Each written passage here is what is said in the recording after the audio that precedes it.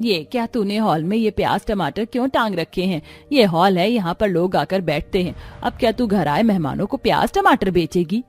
अब जब तक आप एक नई रसोई नहीं बनवा देती या उस रसोई को तुड़वा नहीं देती, तब तक ये सब ऐसे ही चलता रहेगा। आज तो बस मैं टमाटर प्याज लाकर रखी हूँ, कल तो मैं आटा और चावल भी लाकर रख दूंगी। बहू, कितनी बार तुझे एक ही चीज समझाऊं? वो रसोई जैसी है वैसी ही रहेगी, वो हमारी खानदानी रसोई है, समझ। तो ठीक है माँ जी, अब आप भी देखती जाइए कि मैं क्या करती हूँ। आखिरकार क्यों सेजल अपने 100 कमरे वाले ससुराल में रसोई को लेकर इतना परेशान थी और क्यों रसोई का सामान लाकर बार बार हॉल में रख रही थी? आखिरकार क्या था उस रसोई में ऐसा जिससे सेजल इतनी परेशान थी? आइए इसे जानने के लिए कहानी में थोड़ा पीछे चलते हैं। मुझे तो यकीन नहीं हो रहा कि मेरी शादी हो रही है, वो भी एक ऐसे घर में जिसमें 1 2 3 नहीं बल्कि पूरे 100 कमरे हैं। मुझसे तो वेट नहीं हो रहा कि मैं कब अपने 100 कमरे वाले ससुराल में जाऊंगी। मैंने तो सोच रखा है कि एक दिन में एक कमरे में सोऊंगी और दूसरे दिन किसी और कमरे में, अलग अलग दिन अलग अलग कमरों में रहूंगी।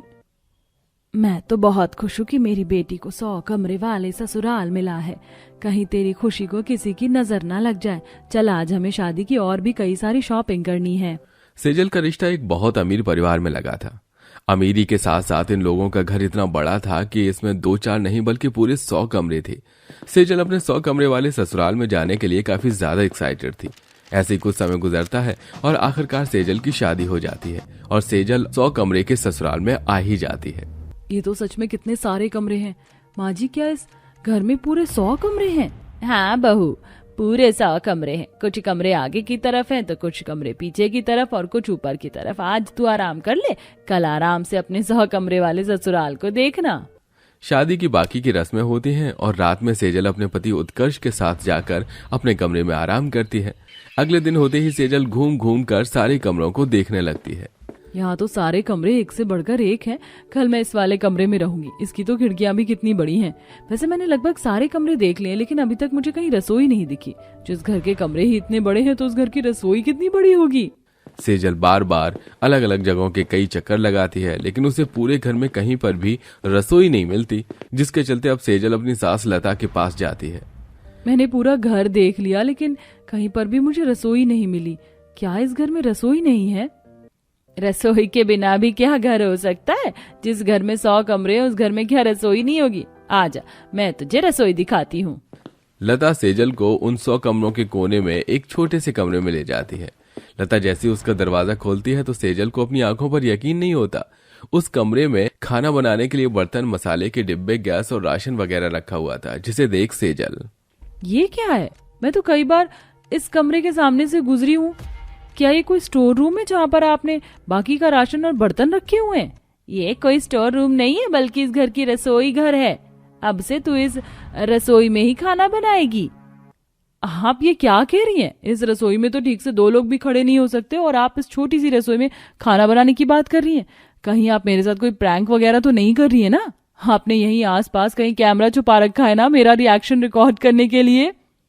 बहू, मैं तेरी सास हूँ, आजकल की वीडियो बनाने वाली कोई ब्लॉगर नहीं। मैं तेरे साथ क्यों प्रैंक करूंगी? और ये हमारी खानदानी रसोई है, इसी में ही घर की सारी बहुएं खाना बनाती हैं। जैसे आज तक मैं इसमें खाना बनाती आई हूँ, वैसे ही तुम्हें भी इसमें खाना बनाना होगा। थोड़ी छोटी है, लेकिन यहाँ पर सारा सामान मौजूद है। चल अब जल्दी से तैयारी करो। इतना कहकर लता वहां से चली जाती है। सेजल रसोई में जाती है और बार बार मुंडी फिराकर इधर उधर देखने लगती है। यहाँ तो सांस लेने में भी कितनी दिक्कत आ रही है। 100 कमरे वाले ससुराल है मेरा, लेकिन रसोई तो बिल्कुल चूहे के बिल की तरह छोटी है। सेजल 100 कमरे वाले ससुराल में छोटी सी रसोई में खाना बना रही थी कि तभी सेजल जैसे ही तेल की बोतल लेने के लिए किचन के ऊपर बनी अलमारी को खोलती है तो एक डिब्बा सीधा सेजल के सिर पर आ गिरता है। मेरा सर, इस अलमारी में तो चींटी की जाने की भी जगह नहीं है। इन लोगों ने किस तरह जबरदस्ती डिब्बे ठूस रखे हैं, मेरा तो माथा ही फूट गया। अपने सिर पर हाथ रगड़कर सेजल खाने की तैयारी करती है कि तभी छोटी रसोई होने की वजह से बार बार खाना बनाते हुए कभी सेजल के हाथ पर लगती तो कभी सेजल के हाथ पर तेल के छींटे पड़ते। आउच, हद है सच में। हाँ जी, मैं इतनी परेशान हो गई, आगे क्या होगा? सेजल जैसे तैसे कर छोटी सी रसोई में खाना बनाती है और अपनी पहली रसोई को पूरा करती है। आधे घंटे से रसोई ढूंढ रही हूँ, लेकिन इस 100 कमरे के ससुराल में रसोई बिल्कुल खो गई है। रसोई ढूंढने में इतना टाइम लग रहा है, खाना बनाने में कितना टाइम लगेगा। पहले जहाँ सेजल अपने 100 कमरे वाले ससुराल से काफी ज्यादा खुश थी, वहीं अब सेजल को अपने 100 कमरे वाले ससुराल से काफी परेशानी होने लगी थी। आए दिन सेजल अपनी रसोई का रास्ता भूल जाती थी, और अगर रसोई में पहुंच जाती है तो कभी सेजल का खाना बनाते हुए हाथ जलता तो कभी सेजल फिसल जाती। पानी तो इस तरफ गिरा था, लगता है बहता बहता इधर आ गया। हाय मेरी कमर। सेजल जैसे तैसे करके उठती है और अब पानी साफ करने लगती है कि तभी पानी साफ करते उठते हुए सेजल का सिर स्लैब पर लगता है। 2 दिन के अंदर कितनी बार सर फूट चुका है, जगह जगह छोटे आलू के बच्चे निकल आए हैं। सेजल अपनी छोटी सी रसोई से परेशान होकर अब अपनी सास लता से इस बारे में बात करती है। अरे बहू, तुझे कितनी बार समझाऊं, ये हमारी बनाई हुई रसोई नहीं है, बल्कि हमारी खानदानी रसोई है। इसे हम तुड़वा नहीं सकते। और तुझे भला रसोई में तेरी कितनी लगती है, 1 घंटे में तो खाना बन जाता है। वो 1 घंटा मैं उस छोटी सी रसोई में किस तरह गुजारती हूँ, ये तो मैं ही जानती हूँ ना। सेजल लता को समझाने की कोशिश करती है, लेकिन लता सेजल की बात मानने को राजी नहीं थी। ऐसे ही समय गुजरता रहता है और अब सेजल अपने ससुराल की छोटी सी रसोई से अब काफी ज्यादा परेशान हो गई थी। सारे बर्तन गिर जाओ, जरा सा हाथ इधर उधर करती नहीं हूँ कि मैं कभी ग्लास गिरता है तो कभी बर्तन। सेजल इतना बोलकर खाने का बर्तन जैसे ही गैस पर से उतारती है तो उसे वो बर्तन रखने की कहीं पर भी जगह नहीं मिलती। अब क्या इस खाने के पतीले को मैं अपने सर पर रखकर घूमूं? रसोई में पैर रखने की जगह नहीं है और स्लैब पर ये पतीला। सेजल अब इतनी ज्यादा फ्रस्ट्रेटेड हो चुकी थी कि वो मसाले के डिब्बे और बर्तन ले जाकर अपने कमरे में रख देती है और प्याज टमाटर सीधा हॉल में रख देती है। सच में हद होती है, पूरे दिन भर में तुझे कितने ही घंटे उस रसोई में बिताना पड़ता है जो तू अब इन हरकतों पर उतर आई है। माँ जी, अगर आप चाहती हैं कि मैं ऐसी हरकतें ना करूँ तो मैं आपको इसका एक बहुत अच्छा सोल्यूशन देती हूँ। आपके घर में तो इतने सारे कमरे हैं, तो क्यों ना आप इन कमरों में से एक कमरे को ही रसोई बना दे। इससे आपकी भी टेंशन खत्म और मेरी भी।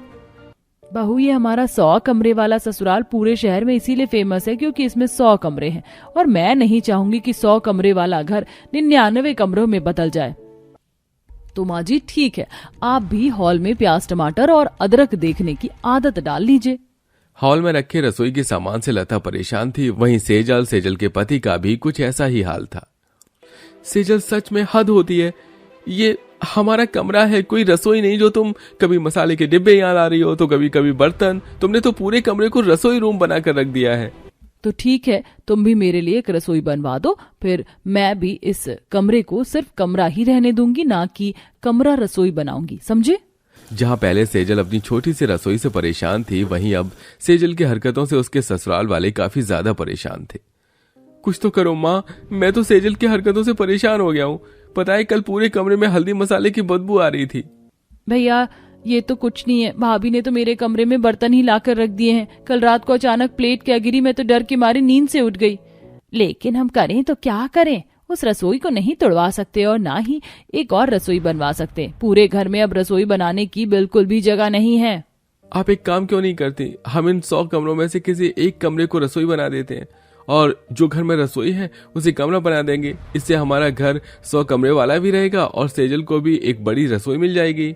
ये आइडिया सभी को काफी पसंद आता है, जिसके बाद अब लता उन 100 कमरों में से एक कमरे को एक बड़ी सी रसोई में बदल देती है और छोटी सी रसोई को एक छोटे से कमरे में। देखा, आ गए ना अपने आप लाइन पर, जरा सी उंगली टेढ़ी करने की देरी थी बस। सेजल अपनी लाचारी दिखाते हुए अपने ससुराल वालों को लाइन पर ले आती है और आराम से अपने उस 100 कमरे वाले ससुराल में उस बड़ी सी रसोई में खाना बनाती है। अरे बहन, ये शॉल और स्वेटर सच में क्या तुमने हाथ से बनाया है? हाँ हाँ, ये शॉल और स्वेटर हाथ से ही बना है और मेरी भाभी ही ये शॉल और स्वेटर बनाती है। देखिए, अभी भी ये स्वेटर बना रही है अपने हाथों से। मुझे तो विश्वास ही नहीं हो रहा है कि ये इतना सुंदर सुंदर शॉल और स्वेटर हाथों से बना हुआ है, पर आज के समय में हाथ के बने हुए स्वेटर और शॉल मिलते भी कहाँ हैं। इसीलिए तो हमने सोचा कि हाथ से बना हुआ शॉल और स्वेटर लोगों तक पहुंचाते हैं, जो कम दाम का भी है और गर्म भी है। वैसे अगर ये स्वेटर और शॉल हाथ से बना है तो तुम दोनों भी इसका इस्तेमाल क्यों नहीं करती? क्या इसे बेचने के पीछे कोई मजबूरी है या जो तुम कह रही हो वही सच मान लूं मैं? देखो काकी, क्या है ना, पेट पालने के लिए कुछ तो करना ही है, तो मैंने सोचा जब हमारे हाथों में हुनर है तो क्यों ना हम हाथों से बनाया शॉल और स्वेटर लोगों तक पहुंचाए, जो टिकाऊ और गर्म दोनों है। नहीं नहीं, मुझे नहीं चाहिए। वो औरत हाथ से बने हुए शॉल और स्वेटर को देखकर थोड़ी देर के लिए हैरान हो जाती है कि इतने सुंदर और रंग बिरंगे स्वेटर हाथ से बने हुए हैं, लेकिन फुटपाथ पर नंद भाभी की ये जोड़ी हाथ से बना हुआ स्वेटर बेचने को आखिर क्यों मजबूर थी? क्या इसके पीछे घर में आने वाली दिक्कतें थी या फिर कोई और वजह? इसे जानने के लिए हमें कहानी में थोड़ा पीछे चलना होगा। माला अपनी बीमार सास निर्मला, पति, अपने 2 बच्चे और नंद नंदोई के साथ हंसी खुशी अपना जीवन बिता रही थी। लेकिन एक हादसे में माला के पति की जान जा चुकी थी, जिसके बाद हंसता खेलता परिवार बिखर गया था। अपने बेटे को खोने के बाद निर्मला बीमार रहने लगी थी। वहीं माला काम की तलाश में कई जगह भटकती है और कहीं भी काम न मिलने के बाद मंदिर के बाहर फूल माला की दुकान खोल लेती है। बच्चों, दादी के साथ ही रहना, घर से बाहर नहीं जाना। बाहर बहुत सर्दी है। मैं कुछ देर बाद ही फूल माला बेचकर घर लौट आऊंगी। हाँ माँ, जल्दी आना, और हाँ, हमारे लिए चिट्ठी भी लेते आना। हाँ माँ, हमारे लिए चीज लाना न भूलना। अब माला मंदिर के बाहर पहुंचकर फूल माला की दुकान लगा लेती है। पति के जाने के बाद माला ने अपने सिर पर घर परिवार की सारी जिम्मेदारी ले ली थी, जिसे वो बखूबी निभा भी रही थी। लेकिन करीब 1 महीने बाद एक रोज मंदिर के बाहर बड़ी सी कार से 2 लोग उतरते हैं, एक औरत और एक आदमी, जो मंदिर में दान दक्षिणा देने आए थे। पंडित जी, फूल माला क्या हमें इस औरत से लेना होगा? लेकिन इस औरत को अपने बाहर तो बैठा दिया है, पर क्या आप नहीं जानते कि विधवा औरतें मंदिर के बाहर बैठेंगी तो अशुभ होगा? माता रानी भी इसके हाथ का दिया हुआ फूल माला ग्रहण करके खुश नहीं होंगी। अरे मालकिन, आप कैसी बातें कर रही हैं? भले ही मैं विधवा हूँ, लेकिन मेरे मन में किसी तरह का पाप नहीं। सुनिए जी, अभी के अभी पंडित जी को जो देना है दे दीजिए। मैं इस मंदिर में अगली बार से दान दक्षिणा देने नहीं आऊंगी। देखिए जरा इस औरत को किस तरह मुझसे जुबान चला रही है। उस सेठानी की बात मानकर पंडित माला को वहां से जाने के लिए कहता है और बाहर से फूल माला मंगवाया जाता है। उस दिन के बाद से माला को मंदिर के बाहर फूल माला की दुकान लगाने नहीं दी जाती। बहू, तू तो जानती है लोग और उनकी बड़ी बातें। तू चिंता ना कर, सब ऊपर वाले के हाथ में है। अब तो वही रास्ता दिखाएंगे। लेकिन माँ, रात के खाने के लिए कुछ भी नहीं है घर में, और जो थोड़ा सा चावल था वो सुबह बन गया है। हम तो जैसे तैसे भी भूखे रह लेंगे, लेकिन बच्चों का क्या? सभी आपस में बात कर रहे होते हैं कि तभी वहां सीमा और गोलू का आना होता है। माँ, आज खाने में क्या बनाओगी? आपने कल कहा था कि आप हमारे लिए कुछ अच्छा बनाओगी। आपने कहा था कि आप आज कुछ अच्छा बनाने वाली हो, तो बताओ क्या बनाने वाली हो आज? हाँ हाँ, खाना बनेगा थोड़ी देर बाद। तुम दोनों तब तक बाहर जाकर पढ़ाई करो। बच्चों को अभी तो किसी तरह समझा दिया है, जब उन्हें भूख लगेगी तो रोना धोना करेंगे। और हाँ बहू, तुझे तो बताना ही भूल गई, कल रात में गोलू ठंड से कांप रहा था। तुझे कहा है कंबल फटा हुआ है तो कम से कम बच्चों के लिए स्वेटर बना दे। हाँ माँ, पुराने स्वेटर के ऊन से गोलू का स्वेटर बना दूंगी, और आपके लिए एक शॉल भी तो तैयार करना है। देर रात घर में राशन न होने की वजह से माला के घर में कुछ भी नहीं बनता और बच्चे भी रो रो कर भूखे सो जाते हैं। ये सब माला को बिल्कुल भी अच्छा नहीं लगता। वो देर रात जागकर रात काटती है और अपने बेटे गोलू के लिए स्वेटर भी बना रही होती है। सुबह होते होते वो स्वेटर तैयार हो जाता है। भाभी, आप पूरी रात जागी रही, चिंता मत कीजिए, कोई ना कोई रास्ता तो जरूर मिलेगा। और ये क्या, आपने तो गोलू के लिए स्वेटर भी तैयार कर दिया। अरे वाह बहू, तूने तो स्वेटर बड़ा सुंदर बनाया है। ऐसा स्वेटर तो बाजार में 500 से कम का न मिले। आजकल हाथ से बना हुआ स्वेटर मिलता भी कहाँ है। अपनी सास निर्मला की बात सुन रहा रमेश पास ही बैठा होता है। दरअसल निर्मला के बेटे के जाने के बाद से नीलू ने अपनी माँ के साथ रहने का फैसला किया था, जिसके बाद नीलू का पति रमेश भी उनके साथ ही रह रहा था। हालांकि उसका भी काम काफी समय से छूटा हुआ था। अरे माँ, क्या आइडिया दिया है। ऐसा स्वेटर बाजार में कभी नहीं मिलता है, क्योंकि ये हाथ से बना है, और आजकल के लोग हाथ से बना स्वेटर भी बहुत कम पहन रहे हैं। क्या हम इसी का काम शुरू करें? हाँ, क्यों नहीं। हम थोड़े से ही स्वेटर बनाकर मार्केट वाले फुटपाथ के साइड में इन स्वेटर को बेचने जाया करेंगे। मैं और आप, मैं स्वेटर बनाऊंगी और आप इन्हें बेचा करिए। अरे तो नेक काम में देरी किस बात की है, आज से ही इसकी तैयारी शुरू करते हैं और कम से कम 10-12 शॉल स्वेटर तो बना लेते हैं। अब माला और नीलू ऐसा ही करते हैं, अपने हाथों से शॉल और स्वेटर बनाकर तैयार करते हैं और 2 दिन बाद मार्केट के फुटपाथ पर अपने हाथों से बने शॉल और स्वेटर बेचने लगते हैं। उन्हें देखकर लोगों की भीड़ लगने लगती है।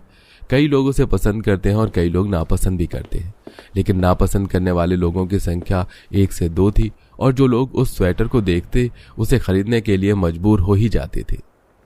अरे बहुत सस्ता स्वेटर है, हाथों के बने स्वेटर की तो बात ही निराली है।